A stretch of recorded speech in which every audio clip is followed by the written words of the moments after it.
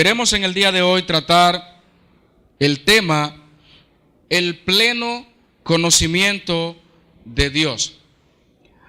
Y la semana pasada estuvimos analizando, como dije hace un momento, la triple bendición que tenemos en Cristo.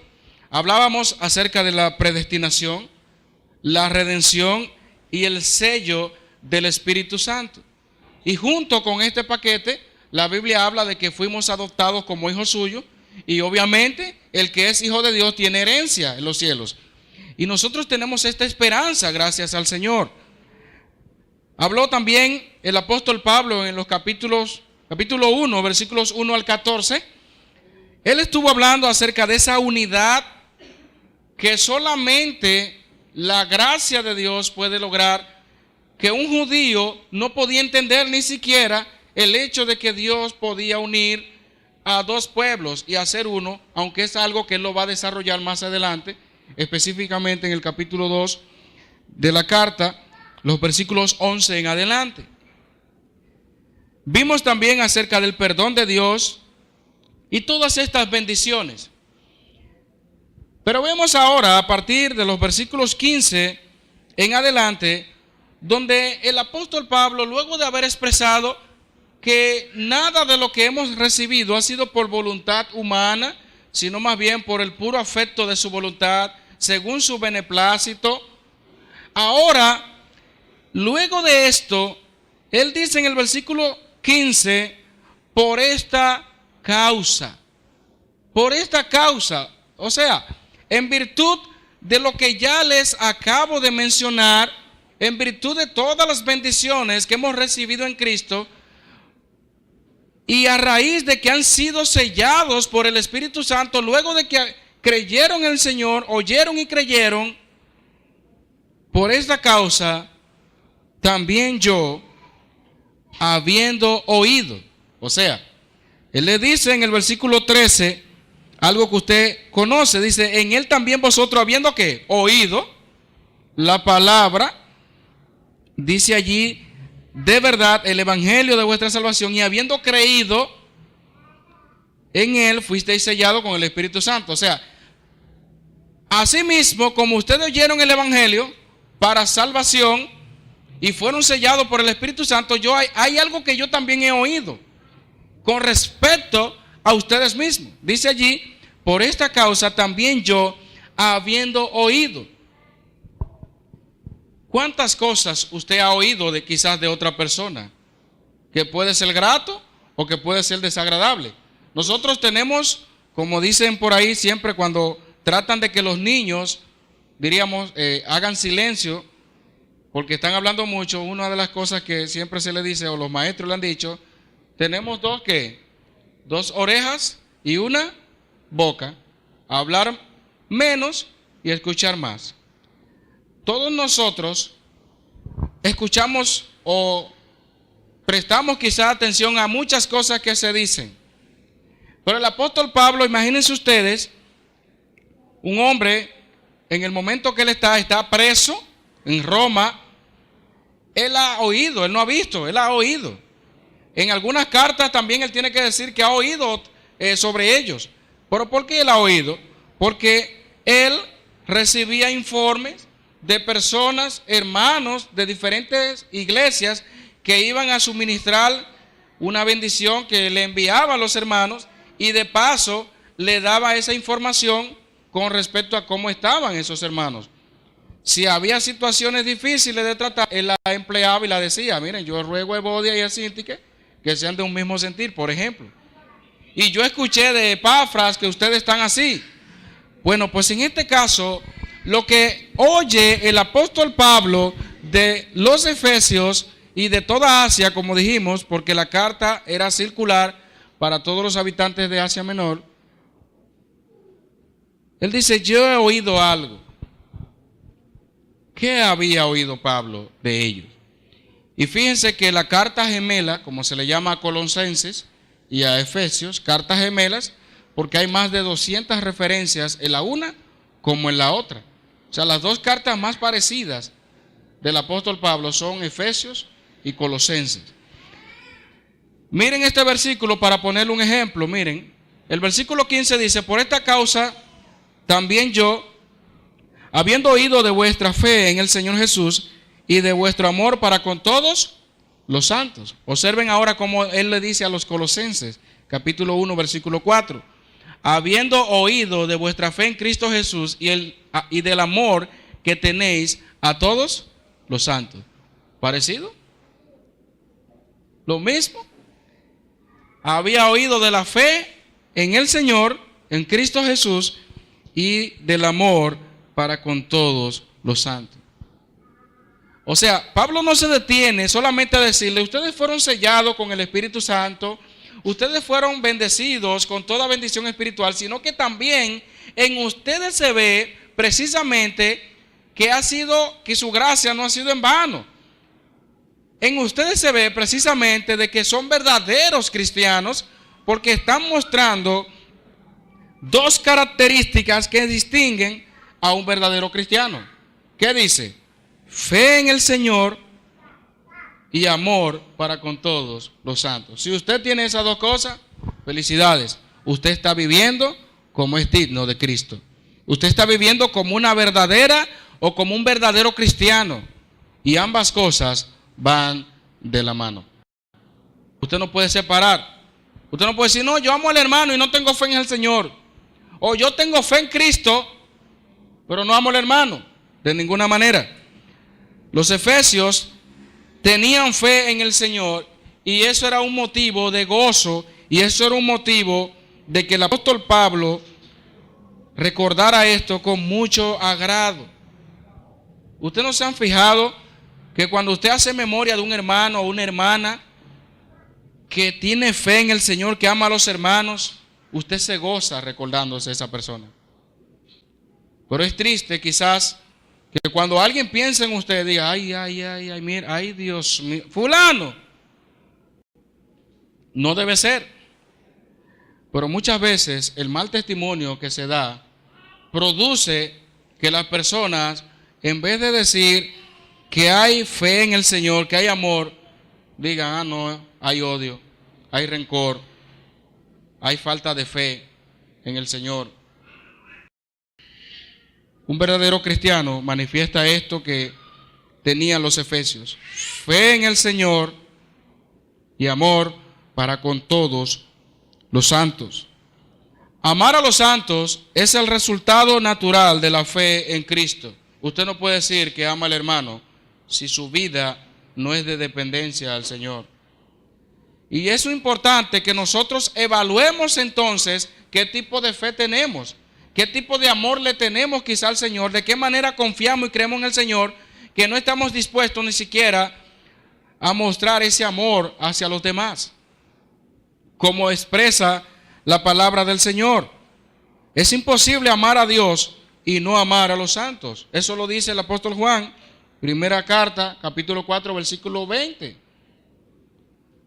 Y algo interesante que dice el apóstol Pedro en su primera carta, capítulo 2, versículo 18, hablando acerca de los siervos con los amos, que dice allí que deben de obedecerlo no solamente a los que son afables, no solamente a los que son cariñosos y que siempre te reciben con un jugo en la casa o quizás con un regalo, que te dicen te amo. No solamente a eso, sino también a los difíciles de soportar. Porque fíjense ahí, no dice amor para con alguno de los santos. Y ya aclaramos que en el versículo 1 y 2, Pablo está hablando de que esos cristianos de Éfeso son santos, está hablando de personas. Y cuando dice allí con todos los santos, no es alguien en particular. Y déjeme decirle que la iglesia está compuesta por personas que son fáciles de soportar, de llevar, pero personas que también son difíciles de soportar. A la luz de esto que hemos analizado y hemos visto de las características de los hermanos de Éfeso, podemos decir nosotros como iglesia, tenemos fe en el Señor y tenemos amor para con, la palabra clave allí, todos los santos. O como pasa en muchas iglesias, donde yo amo al que me ama, yo llamo al que me llamo, yo visito al que me visita, pero fulano no me visita, ¿y por qué yo tengo que visitarlo? Eso no es amor. El amor del verdadero de Cristo, que es el ejemplo mayor supremo que tenemos, es un amor que toma la iniciativa, es un amor abnegado sin recibir nada a cambio. Pero si yo amo porque me aman, porque me saludan, entonces yo no estoy amando como Cristo ama.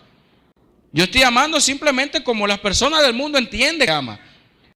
Pero Pablo está hablando de este verdadero amor genuino que tenían, que era tan evidente que se manifestaba no solamente con algunos, sino con todos los santos. ¿Qué tanto usted ama a su hermano? Revise entonces su fe en el Señor. Revise qué tanto usted le cree al Señor. Revise entonces qué tanto usted está apegada a Cristo, apegado a Cristo. Porque si eso es así, el resultado se va a ver amando a los demás, llamando a los demás, buscando a los demás. Ustedes conocen esa carta que el Hijo del Hombre, nuestro Señor Jesucristo, a través del apóstol Juan, a las 7 iglesias que están allí, del Apocalipsis. La primera que aparece, ¿cuál es? Éfeso. Escribe el ángel de la iglesia de Éfeso. Y qué interesante, porque fíjense cómo Pablo aquí destaca el amor para con todos los santos. ¿Y qué había pasado después del tiempo con esos hermanos allí en el capítulo 2 de Apocalipsis? Que habían perdido, ¿qué? Su primer amor. Pablo, cuando se despidió de ellos, les dijo a los hermanos: después de mi partida vendrán algunos lobos que no perdonarán el rebaño. Y comenzó a advertirle alguna serie de cosas. Y con el tiempo, esta iglesia fue perdiendo este amor inicial. Pero que esto no sea en nosotros, que esto sea una realidad. Que si amamos a los hermanos, que si una vez lo amamos mucho o lo amábamos, que podamos renovar ese amor. Porque es por causa del Señor que estamos aquí. Y es el amor de Dios que nos une a nosotros. Es el amor de Cristo que nos permite a nosotros, como iglesia, congregarnos. Es el amor de Cristo que nos permite a nosotros vivir en comunión los unos con los otros. Hermanos, es importante imitar esto, que Pablo está oyendo de ello. Qué bueno sería que si escuchan, alguien oye de nosotros, digan: en esa iglesia hay amor. En esa iglesia se ve que hay fe en el Señor Jesucristo. Y ¿saben una cosa? Hasta los inconversos van a notar que hay algo diferente en nosotros. En esto conocerán que sois mis discípulos, si tuvierais amor los unos por los otros.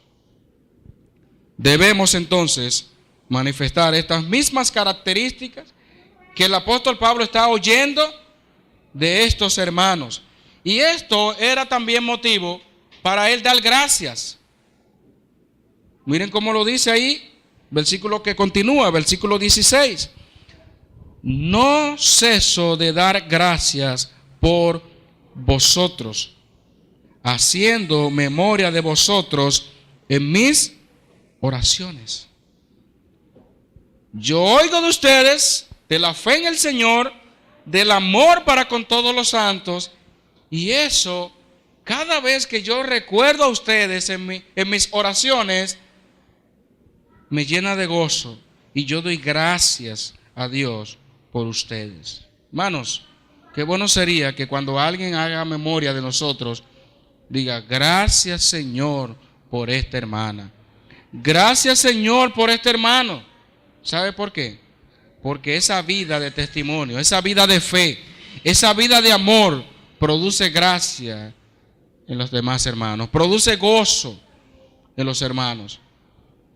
¿Somos nosotros ese tipo de creyentes que cuando hacen mención, memoria de nosotros, ya sea en la oración o en las conversaciones, pueda ser motivo de gozo, de edificación?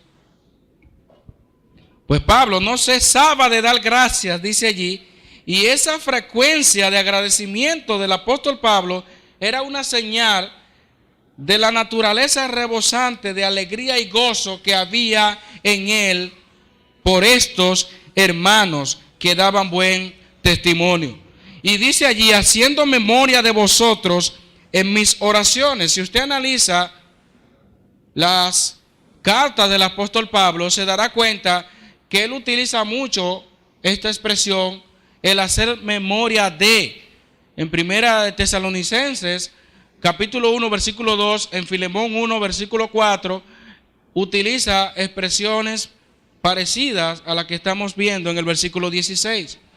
El dar gracias a Dios, el hacer memoria en las oraciones, eso es algo interesante, hermanos. Porque una de las cosas que hemos estado aprendiendo los martes, los estudios bíblicos, analizando oraciones de personajes de la Biblia, es el aspecto de la intercesión. Grábese esto. El aspecto más noble de la petición es la intercesión. Nosotros por naturaleza pedimos para nosotros. Por naturaleza, lo que más nos interesa de la oración es lo que yo necesito y lo que Dios me tiene que dar. Y muchas veces vamos con una actitud egoísta delante del Señor, donde no damos ni siquiera gracias a Dios por lo que ya tenemos. Y aún así debemos dar gracias anticipadas a Dios, porque al fin y al cabo el Señor se habrá de glorificar como quiera, independientemente de que las cosas salgan como yo lo he planificado o como no lo he planificado. Hay tipos de creyentes que cuando las cosas no salen como ellos quieren, eso es un trágame tierra. Pero procure usted que las cosas salgan como Dios quiere, porque ahí es que nosotros vamos a recibir el verdadero gozo de la vida cristiana. No con los caprichos que yo muchas veces puedo tener. Es lo que Dios dice que es lo que nos conviene a cada uno de nosotros. Pablo dice, haciendo memoria. Yo quisiera ahora preguntarle a ustedes, hermanos, cuando tiene tiempo de oración, cuando usted dedica ese tiempito del día al Señor y dice voy a orar, ¿hace usted memoria de sus hermanos?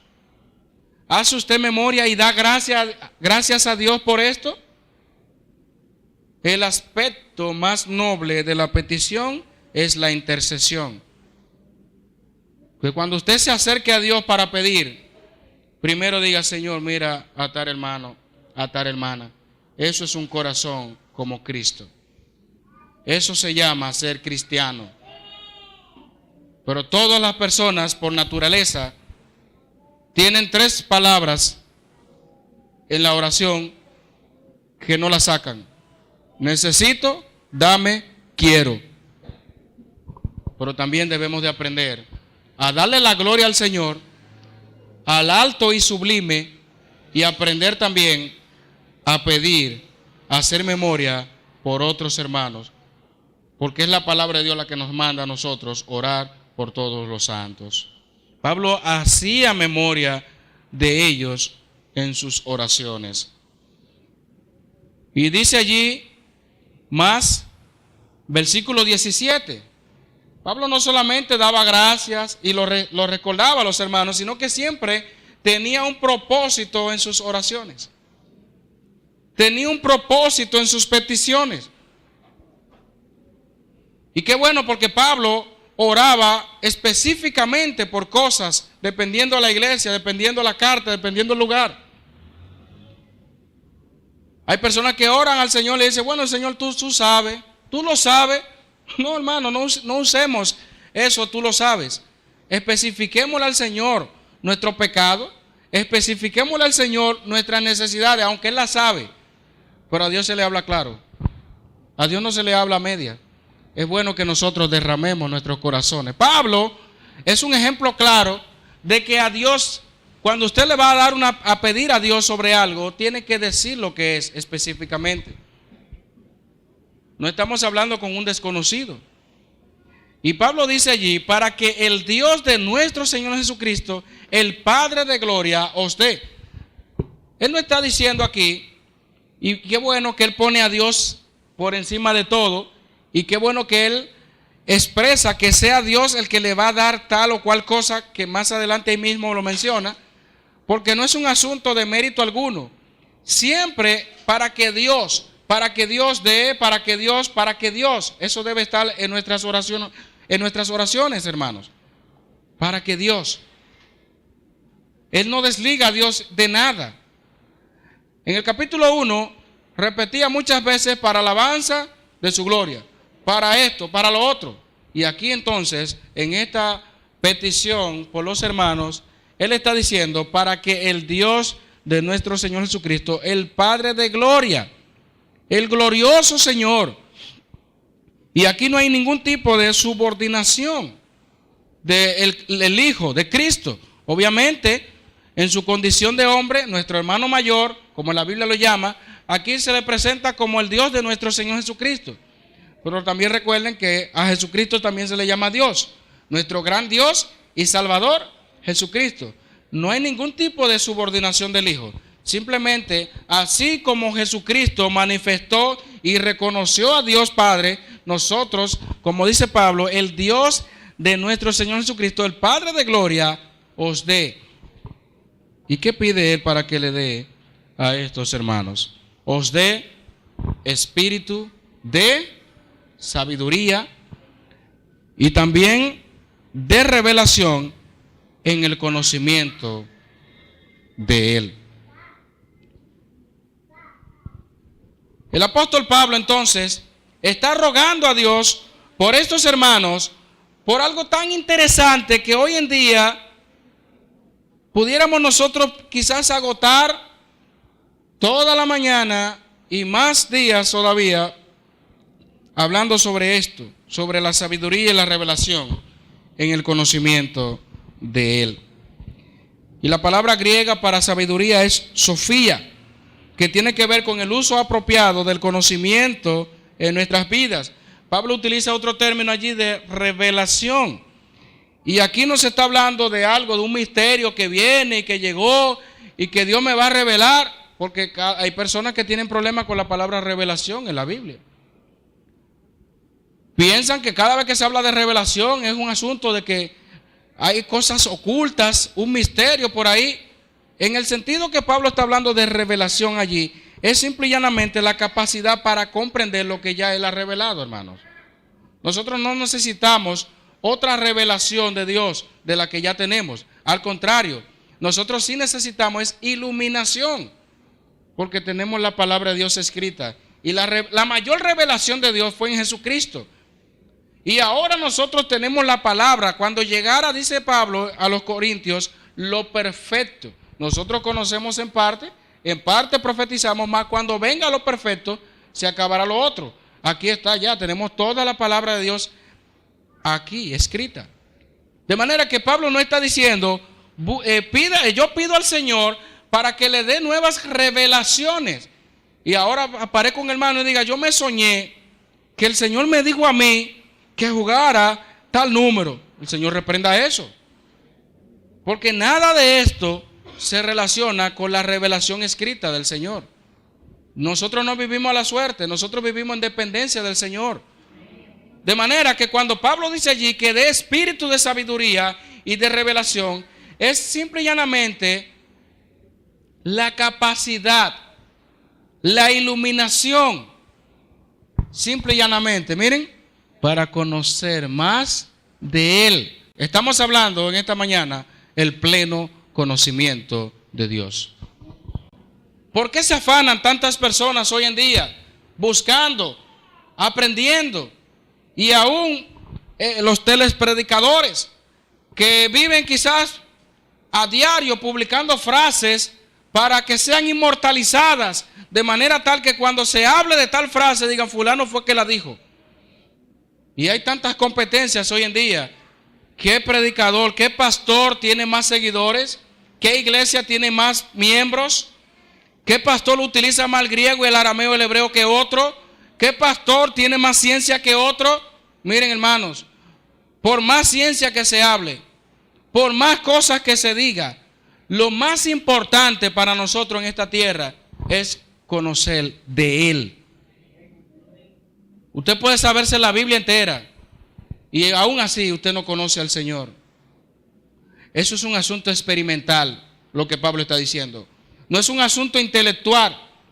No es un asunto de llenarse de conocimiento y tener la cabeza grande. Pablo está pidiendo por estos hermanos que el Señor les dé espíritu de sabiduría y de revelación en el conocimiento de Él, un conocimiento pleno, un conocimiento cabal. Y eso solamente lo podemos recibir a través de Él mismo. ¿Cuántas cosas usted no sabe y que Dios le permite atravesar? Usted no las sabe. ¿Cuántas cosas el Señor nos ha revelado de Él? Ahí está su palabra, léala. Si usted quiere conocer más de Dios, lea la palabra de Dios y pídale al Señor que le ilumine. Señor, quiero conocer más de ti. A veces queremos aprender para otros motivos, pero usted tiene que conocer, hermanos, más de Él. Hay una preocupación por el conocimiento de muchas cosas, menos de Él. Que esa sea nuestra preocupación, conocer más de nuestro Dios, del que nosotros profesamos, del que nosotros cada día predicamos. Y dice más en el versículo 18, alumbrando los ojos de vuestro entendimiento. ¿Se dan cuenta entonces que Pablo está hablando de iluminación? Y muchas versiones traducen allí los ojos de vuestro entendimiento, los ojos del corazón. Los ojos del corazón. Es Dios que alumbra para que nosotros podamos conocer más de Él. Es Dios que alumbra los ojos internos nuestros para que podamos entender. Dice allí, alumbrando los ojos de vuestro entendimiento. Pablo, recuerden que también más adelante habla de que algunos andaban en la vanidad de su mente. Y Pablo también habla de renovados en el espíritu de vuestra mente. ¿Por qué Pablo tiene que hablar tanto de esto, de iluminación, de conocimiento, de renovarse en estas cosas? Recuerden lo que dijimos la semana pasada. Los efesios y toda Asia estaban sumergidos en la hechicería, en la magia, en tantas cosas que tenían a estas personas con conocimiento totalmente entenebrecido de Dios. Pero qué bueno que el Espíritu Santo nos ayuda a entender todas estas cosas. Qué bueno que no importa en qué mundo vivíamos, cómo vivíamos, tenemos el Espíritu Santo que ha alumbrado nuestros ojos para que nosotros podamos entender y conocer más de Él. Pero hay tres áreas específicas, particulares de conocimiento que Pablo quiere que ellos sepan. Pablo dice que conozcan de Él, pero hay algo de Él que ustedes tienen que saber. Él está profundizando aún más en el conocimiento. No es conocer de Dios, ok, ya, Dios existe, Dios es bueno, Dios es misericordioso. Qué bueno. Pablo está añadiendo otros elementos que solamente a través de Él podemos entenderlo. Miren lo que Él dice, alumbrando los ojos de vuestro entendimiento para que sepáis cuál es la esperanza a que Él os ha llamado. Hermanos, lo primero que dice Pablo allí es que lo primero que yo quiero que ustedes sepan a raíz del conocimiento y que Dios le puede dar a ustedes, yo quiero que el Señor le permita a ustedes saber cuál es la esperanza a que Él os ha llamado. ¿Qué importancia tiene para nosotros saber esto? Porque miren, hermanos, a veces usted ve personas que profesan ser cristianos y andan como los que no tienen esperanza. Andan con temores en el camino. Porque hubo un terremoto en tal sitio. Y entonces usted ve personas cristianas lamentándose por cosas. Y quizás sus expresiones, sus palabras, sus pensamientos denotan que es una persona que no ha entendido la esperanza a la que ha sido llamada en Cristo Jesús. Luego de haber escuchado todas estas bendiciones espirituales que tenemos, nosotros tenemos esperanza, hermanos. Y es una esperanza viva, porque no se fundamenta en nosotros, se fundamenta en aquel que conquistó la muerte, esto es Cristo. Y si Él conquistó la muerte, es una esperanza viva, no es una esperanza muerta. Entonces, hermanos, Pablo se está diciendo para que sepáis cuál es la esperanza a que Él os ha llamado. Pablo quería que poseyeran la esperanza que les abriera horizonte jamás soñado por ellos. Cuando usted sabe la esperanza a que Dios le ha llamado, usted transita por esta vida sin estar asustado, sin estar con estos temores de qué va a pasar. Al final no importa cómo tengamos que salir de esta tierra. Al final no importa nada de eso. Lo que importa es la esperanza a la que fuimos llamados, hermano. Y Dios, dice la palabra, fiel es el que prometió. Dios cumple sus promesas, hermanos. Por eso no perdamos la esperanza. No importa la situación, el problema que estemos viviendo, tenemos esperanza en el Señor. Y Pablo quería que ellos tuvieran ese entendimiento, que Dios le abriera la mente, los ojos de su corazón, para que entiendan que tenemos una esperanza viva, que no se fundamente en las riquezas. Porque los ricos, dice la Biblia, ponen sus esperanzas ¿qué? En la riqueza. El pobre también pone su esperanza muchas veces en la riqueza, porque piensa que cuando sea rico va a alcanzar esto. Pablo tiene que decirle muchas veces la riqueza de su gloria, la riqueza de su gracia, la riqueza, la supereminente gloria del Señor. ¿Por qué? Porque eso es lo más importante, hermanos, para nosotros. Y no solamente esto, Pablo también añade la esperanza a que Él los ha llamado y cuáles las riquezas de la gloria de su herencia en los santos. Todo esto, hermanos, hablando sobre las bendiciones que Dios nos ha dado, que tenemos el don de la gracia y que jamás podrán ser quitadas. Las riquezas de la gloria de su herencia en los santos. Hermanos, las promesas del Señor son fieles y verdaderas. Tenemos esperanza en Él, tenemos riquezas en Él, y aunque usted quizás no lo tenga ahora en esta vida, usted puede estar plenamente seguro y segura que lo que el Señor dice en su palabra, de que va a recompensar a cada uno según sus obras, de que tenemos morada en los cielos, usted puede estar seguro y segura que allí estaremos con el Señor. Las riquezas de la gloria de su herencia en los santos, hermanos. Y dice allí, ¿cuál? Versículo 19, la supereminente grandeza de su poder para con nosotros los que creemos, hermanos. Hermanos, Pablo describe lo que Él ha hecho en nosotros como la supereminente grandeza de su poder para con nosotros los que creemos. Qué interesante saber que lo que Dios ha hecho en nuestras vidas tiene que ver con su grandeza, con su poder. El hecho de que esas personas tengan fe en el Señor y amen a todos los santos tiene que ver con la supereminente grandeza de su poder para con nosotros los que creemos.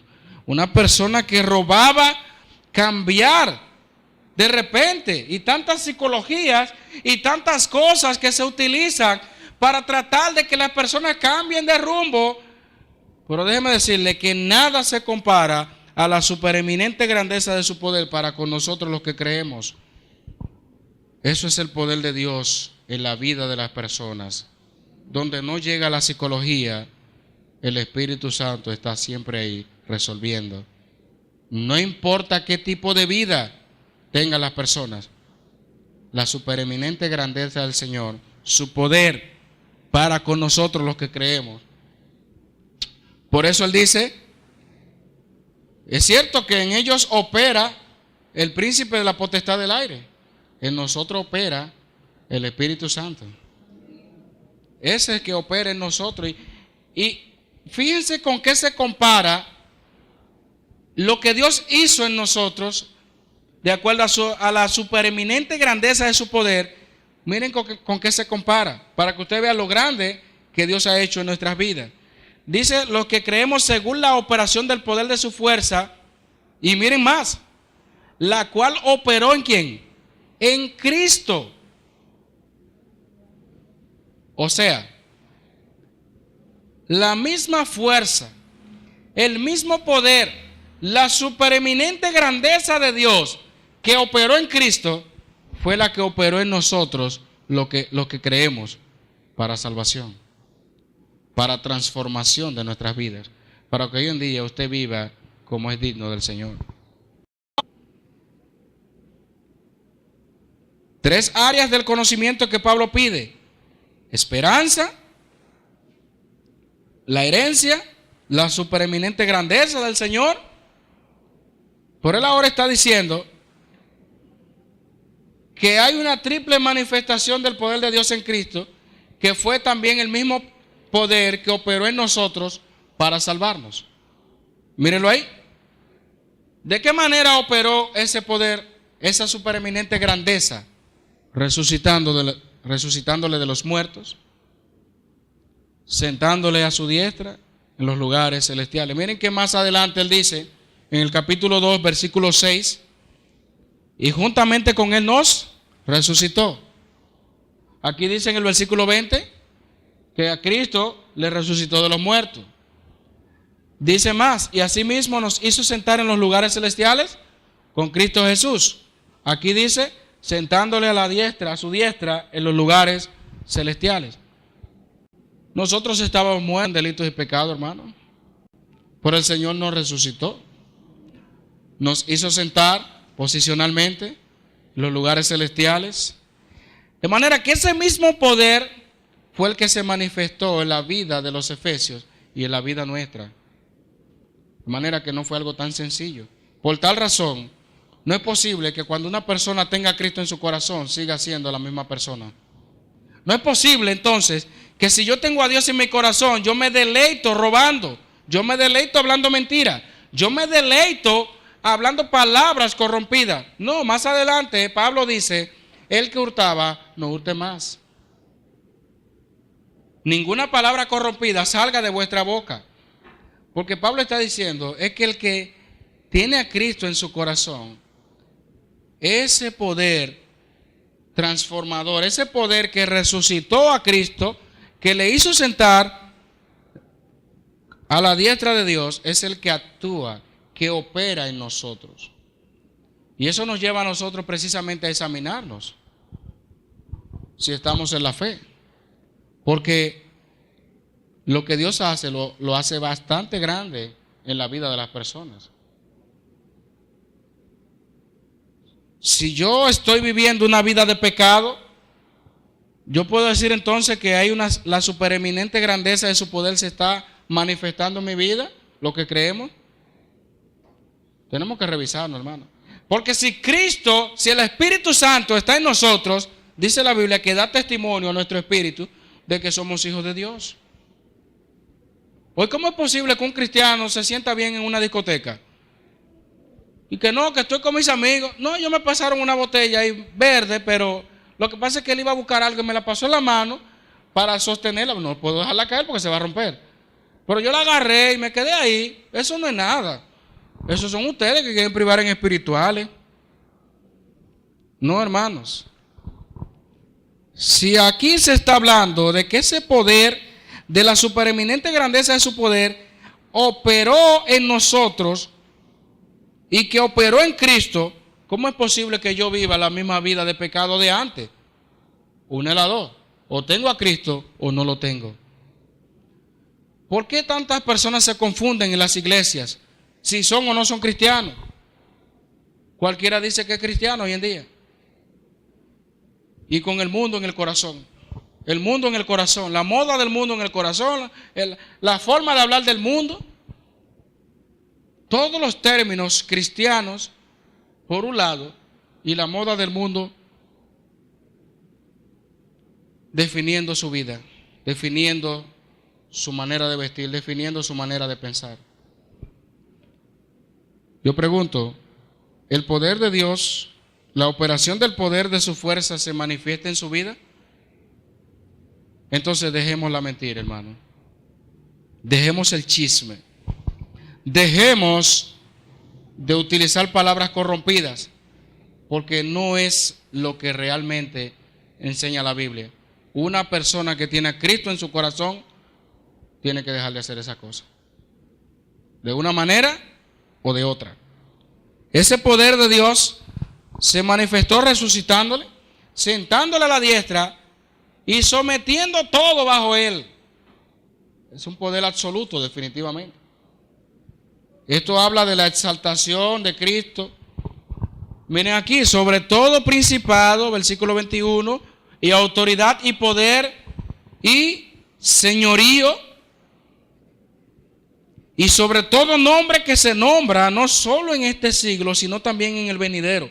Y sometió todas las cosas bajo sus pies y lo dio por cabeza sobre todas las cosas a la iglesia, la cual es su cuerpo, la plenitud de aquel que todo lo llena, todo.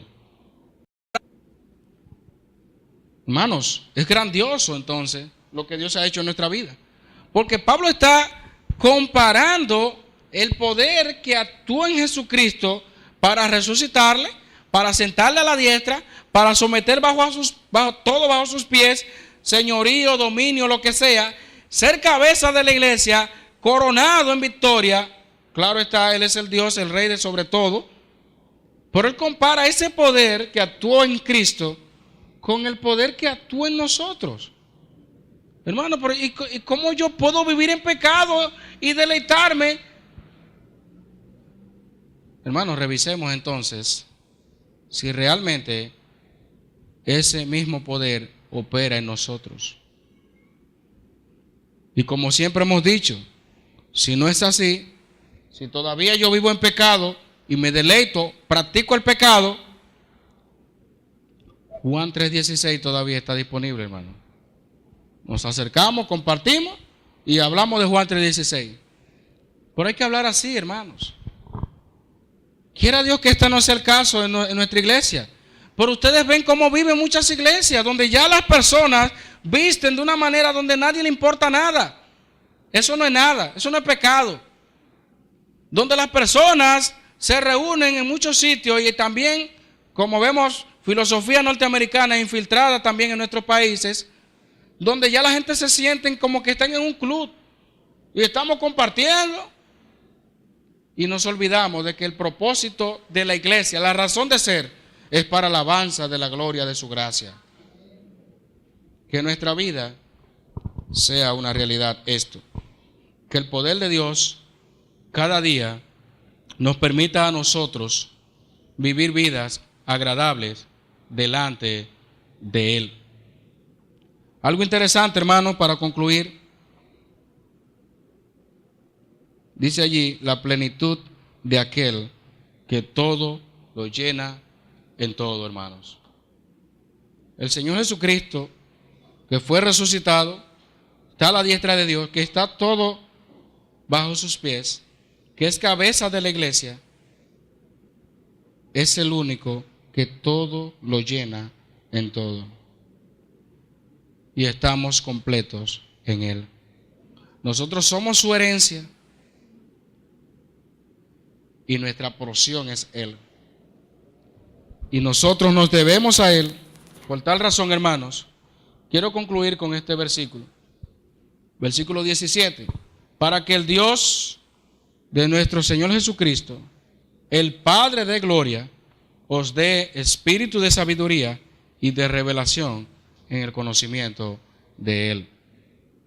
Que el Señor cada día nos ayude, nos ilumine para conocer más de Él, para que podamos ver la grandeza de Él y para que nuestra mayor preocupación sea para la alabanza de la gloria de Él, porque hoy en día vivimos para nosotros, para otro, cuando en realidad debemos de tener conocimiento de Él y adorarle a Él, hermano.